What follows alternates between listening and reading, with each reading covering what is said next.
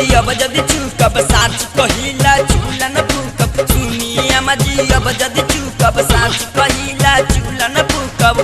कि थावे गइला से विपत्ति सब नाश हो जाई। जाए दी हमरो के अम्मा जी न त गरिया पास हो जाई। जाए दी हमरो के अम्मा जी न त गरिया पास हो जाई। न त गरिया पास हो जाई।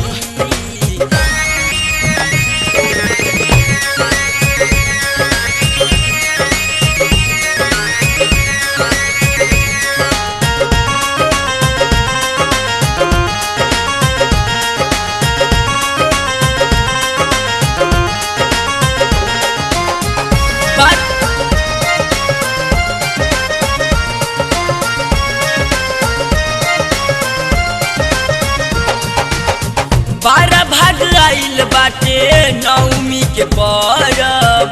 ललसा लागल रसो कलसा भरब। ओ बारह भाग आइल बाटे नवमी के परब।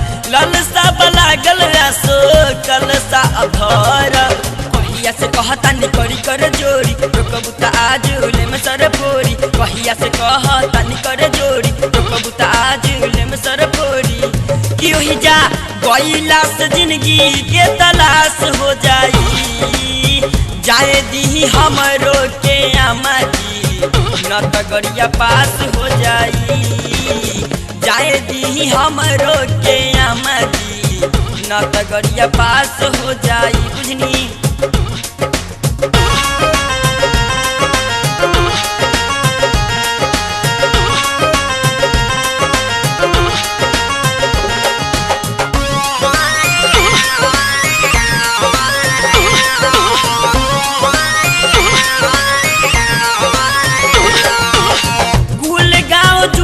बारे के तैयारी। सिटी राइट बुक भइल मुखिया जी के गाड़ी। ओ कुल गाँव जुटल बारे के तैयारी। सिटी राइट बुक भइल मुखिया जी के गाड़ी। साल भर से असरा लगवले बानी चुकिया में पैसा पुरबले बानी। साल भर से असरा लगवले बानी चुकिया में पैसा पुरबले बानी। कि माना करबू त मना उदास हो जाई। जाए दी हमरो के अम्मा जी न त गरिया पास हो जाई। जाए दी हमरो के अम्मा जी न त गरिया पास हो जाई।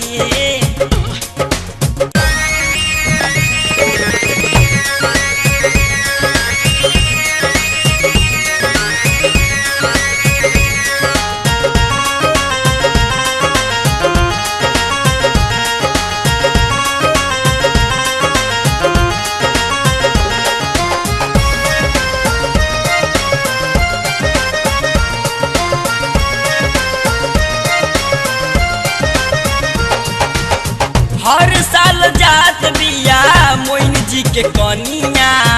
दिन पर दिन बनी गइले बारी रनिया।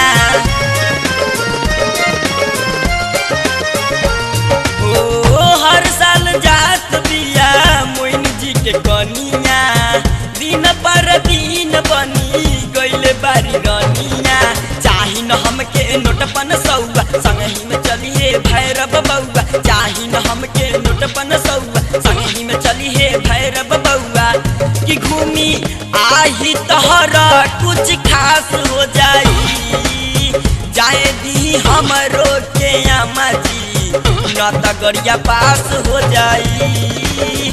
जाए दी हमरो के अम्मा जी न त गरिया पास हो जाई।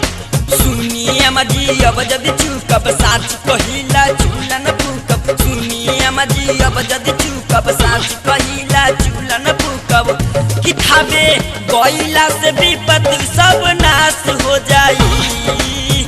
जाए दी हमरो के अम्मा जी न त गरिया पास हो जाई। जाए दी हमरो के न त गरिया पास हो जाई, न त गरिया पास हो जाई।